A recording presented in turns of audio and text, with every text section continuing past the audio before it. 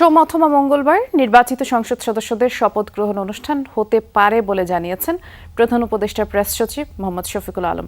দুপুরে foreign service একাডেমির এক ব্রিফিংয়ে তিনি বলেছেন কথা। একই ব্রিফিংয়ে উপস্থিত ছিলেন প্রধান উপদেষ্টার বিশেষ সহকারী আলী রিয়াজ।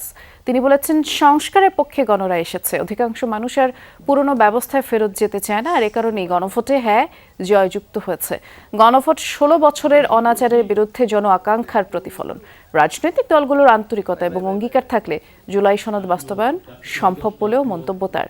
বলেন, আলাপ আলোচনা এবং ঐক্য বজায় রেখে সবার জুলাই সনদ বাস্তবায়ন করা উচিত। জানা নির্বাচিত সংসদ সদস্যরা দুই বিষয়ে শপথ নেবেন, একটি জাতীয় সংসদ, অন্যটি সংবিধান সংস্কার পরিষদের সদস্য হিসেবে। ক্ষমতাসীন দল এবং জাতীয় সংসদ ও সংবিধান সংস্কার পরিষদে প্রতিনিধিত্বকারী দলসমূহ এবং সংসদের বাইরেও যেসব রাজনৈতিক দল আছেন তাদের সকলের প্রতি আহ্বান হচ্ছে আলাপ আলোচনার মাধ্যমে ঐক্যবদ্ধভাবে এই গণরায় বাস্তবায়ন নিশ্চিত করতে হবে।